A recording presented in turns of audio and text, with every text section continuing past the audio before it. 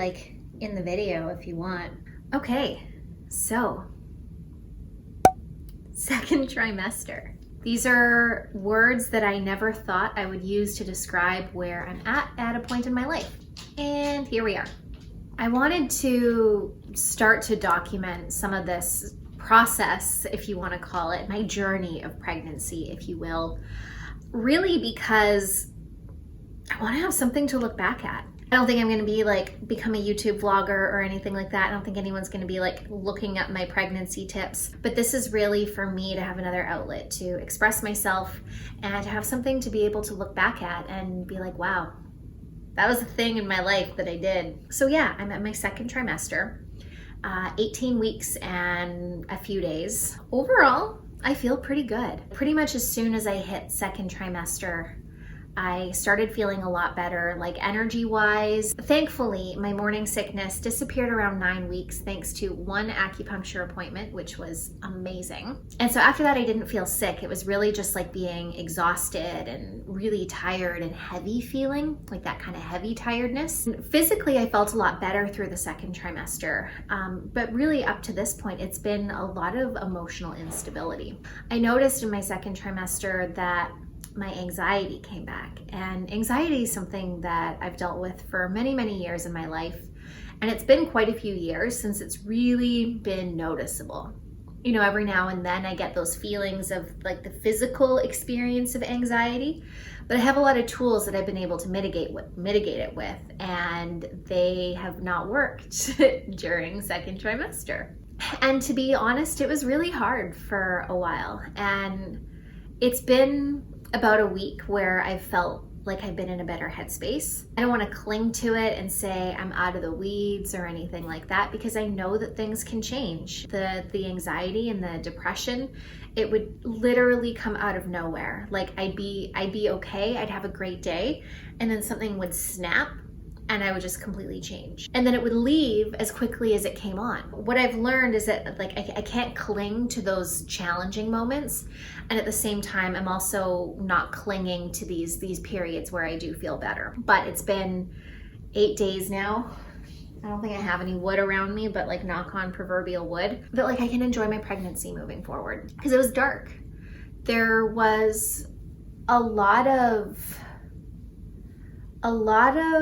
just thoughts and grief and sadness. You know, I never thought I would be doing this, and I'm gonna share kind of why I decided to change, why I changed my mind and why I'm doing this in another video. But yeah, there was a lot to come to terms with. I feel like I've processed a lot of it. I hope I'm done processing. I've been doing a lot of inner work. Like it's been nonstop since August, and we're currently in February. I would just like a break, please. Can I just have a break? I'm hoping that the processing is done for a little bit and that I can just enjoy my pregnancy. I've had a lot of people asking me what kind of foods I'm craving. And interestingly, I'm not craving a lot of weird things. I'm craving like really dirty food. I want to go eat like a chicken finger burger. I want to go eat chicken McNuggets like dipped in plum sauce with a little bit of barbecue sauce, which is weird because I didn't even like the barbecue sauce when I used to eat McDonald's. Now that I talk about it, like I can taste a McDonald's burger. Thankfully, I've only gone through the McDonald's drive-thru once, and it was for a small order of fries. So I'm really trying to like, you know, if I'm craving something like dirty like that, to at least get a good one. So I had a burger from White Spot, and just trying to find options that are like actual food if I'm at least gonna go down that route. Like I said, I was craving like chicken fingers and stuff. So my partner, he makes these really good breaded turkey cutlets that his nonna makes. And like, it's still breaded and fried, but like we make it at home with like turkey breast, and they're so delicious. I had him make some of those for me, and yeah, it's really like a lot of greasy food and a lot of meat.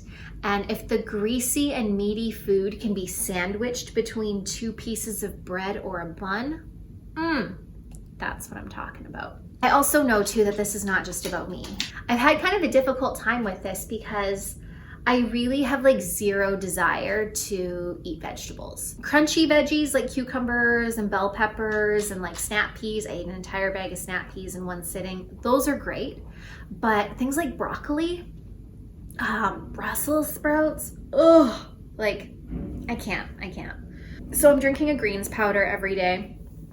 I did some research because I read that you do have to be kind of mindful with like pregnancy, and I know with herbs, there's a lot of herbs that are technically not safe during pregnancy. Unfortunately, I don't have the name of the brand that I've been using because every time I try to like break the seal so I can open the lid, the entire label comes off. I think it's Miracle something. So I've been drinking that every day at the very minimum so that I can still get some nutrients. Or the minerals. Then I'll just like snack on some cucumbers or some bell peppers, and I'll have like a salad now and then. Like I like salad with romaine and stuff like that. My nutrition has been just listen to my body and eat what my body's asking me for, and like listen, like, right, like, because sometimes like my mind has been like, I want some Chinese chow mein, and I don't think my body's asking for that. I think that's mind being like, we want that. I'm really learning to discern between like what's an ego craving and what's something that my body's actually needing. And with all the meat, like it makes sense. My iron's gone down quite a bit since getting pregnant.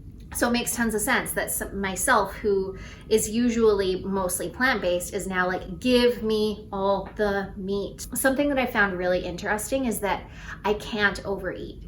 I thought for sure, you know, when Jordan and I used to joke about me getting pregnant and what a monster I would be if I got pregnant, like I love food, and we thought for sure that I would just be like going down on everything, like just eating nonstop. And I can't. Like the second my body is done, she's like, put that fork down, you are not eating anymore, which is really cool because, you know, I've had an interesting relationship with food throughout my life, and overeating is something that I struggled with for many, many years. And I've had to be really conscious about like being okay with not having to eat everything on my plate, adopting that abundance mindset with food and knowing that it's okay, I can eat more of those cookies later. It's really cool to just see my body knowing exactly what she needs and how much of it. On the movement front, I've been making a point of doing like intentional physical activity most days of the week. Like I'm aiming for every day, but I'm also not being a stickler with it. And some days, like if I have a really shitty sleep and I need to sleep in and then I've got a busy work day, I don't stress. I'm not gonna be like, oh man, I didn't get my workout in. I might do some stretches before going to bed or do a little bit of mobility or like lay on my foam roller in between calls. But for the most part, I'm getting out for 2, sometimes 3 walks a day, trying to get my steps up as much as possible. So right now I'm like averaging about 6,500 steps a day, which I feel is not bad for somebody who works from home and doesn't go anywhere because this whole global thing that we're dealing with. And like I have a really sedentary job now. So I feel like 6,500 steps a day is like good, because that's like me like making the effort of being like, yeah, I'm gonna go out and I'm gonna go do that. Getting out for like a hike or a snowshoe or something like that once a week. Yeah, that brings my steps up quite a bit. And I'm actually having a lot of fun, like kind of being in a little competition with myself about how much I can walk. In addition to that, I'm doing 2, 3, sometimes 4, sometimes 1 strength workout a week. Again, really just intuitively listening to my body and what feels as though it will feel good for me that day. I was dealing with a pretty nasty like SI thing for a while, and it like started moving kind of like in towards like my glute and then under my butt, and now it's just like a little bit of like niggly. But I'm finding that the more strength training I'm doing and like the more mobility and everything I'm doing for my hips, the better that actually feels. So that's definitely good motivation to keep that up, because I don't want to go to a physio because I don't want to sit in an office with a mask on for 45 minutes. And very exciting, I have a Peloton bike coming in about a week and a half. And so I'm really excited to start getting back into some focused cardio. Cardio is my jam. I love running, cycling, swimming, all of the things. And I haven't been doing them consistently for about a year now because of COVID. You know, I refuse to go run on a treadmill with a mask on. I tried to do one bike workout with like my mask like down. I had it here and then there was no one in the gym, so I just like kept it down to my chin, and my chin like totally broke out after that one workout, and it just takes the enjoyment out of it. So I figured, screw it, I'll buy the bike, I'll put it in the apartment that I have no room for already, and then I'll just be able to do my cardio at home, because you know, my mental health, my cardiovascular health, all of those things are way more important to me than having space. So we're gonna make it work. Other things I've been doing to just take care of my well-being overall. One of the things, and I will preface this by saying, please, you know, if you're also pregnant and if you're thinking of doing this too, You know, do your research and talk to people who you trust about this. But what I'm absolutely loving is my cold dips and my cold showers. I was doing cold dips like multiple times a week prior to getting pregnant. I was actually pregnant. I didn't know I was pregnant at the time, but my partner and I went on a little road trip around the island, and I was like, okay, we have to find as many cold bodies of water as possible for me to just go sit my ass in. And I love it. I love the feeling of sitting in like a freezing cold river and having the water rush by you and just learning to still and quiet your mind. I absolutely love it. And when I got pregnant, you know, everything that I read was about how it's not safe to do that when you're pregnant. With the Wim Hof website, that was the first place I went to. They don't suggest it for pregnant women. I looked up all of these different things, and like everything said it wasn't safe. In doing my own research and in knowing my body, knowing when my ego is coming into play, when I'm in the cold and things like that, I feel intuitively as though it's safe for me. I'm not going in rivers now because the river is a hell of a lot colder than the ocean. The ocean's about like 5 to 7 degrees most days. Below 5, I wouldn't go into anything that's below 5 degrees. And when I go in the ocean, I'm doing it once a week right now, and I'm there like maximum a minute. I'm finding my body is a lot more sensitive, I think, just from the progesterone. I always noticed too, right before getting my period, that my cold dips would be a little bit more challenging. And I basically feel like I'm living in a state of right before my period for these 9 months. So it makes sense. And it also makes sense because I'm not doing this as often anymore. And it's also February. So it's like different doing this in February than it is in July. So yeah, I've been doing my cold dips and I've been doing cold showers most days of the week, although admittedly it's been really cold here in Vancouver. And after I take my dog out for a walk and I come home, like there's just something really luxurious about just having a nice hot shower. So I did do my cold shower today, but the last few days it has been just a nice hot shower. Outside of that, sleep has been really, really important for me. I've actually been getting up earlier. So my partner went back to work just after the holidays, had to bring home the bank for the baby. He gets up at around 5 o'clock for work. So I've been trying to get up, not with him, but around that time. So I hear his alarm go off and I'll aim to get up at like 5:30ish. Doesn't always work. Sometimes I end up hearing the door close when he leaves at 6. And I'm like, oh shit, okay, I should get up.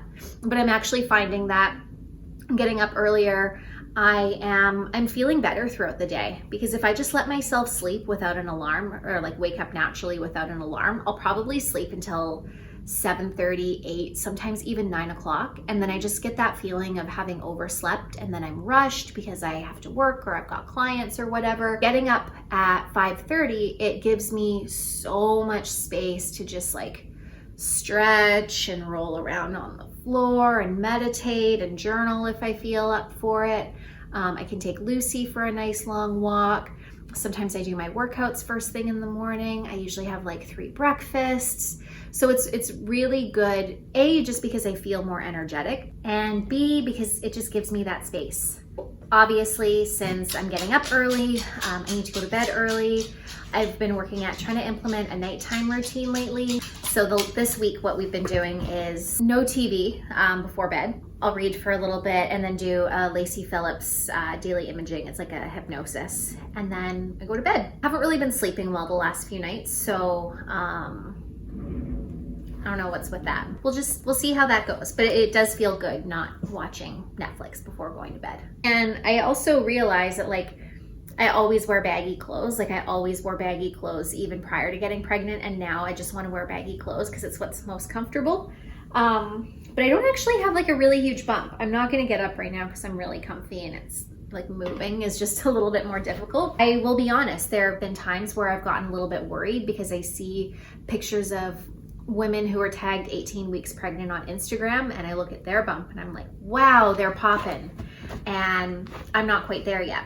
I have questioned the size of my bump, but I have my 20-week ultrasound in just under 2 weeks, and so we'll get a better idea of what's actually going on. Haven't seen a midwife in person to get my measurements and everything because COVID, which is really weird, but at the same time, I'm happy to not have doctors like poking and prodding and stuff like that all the time. I find myself questioning a lot, is everything okay? Is everything going on track? And so I'm just trying to trust my body, trust the signs. I'm not getting any red flags or anything like that.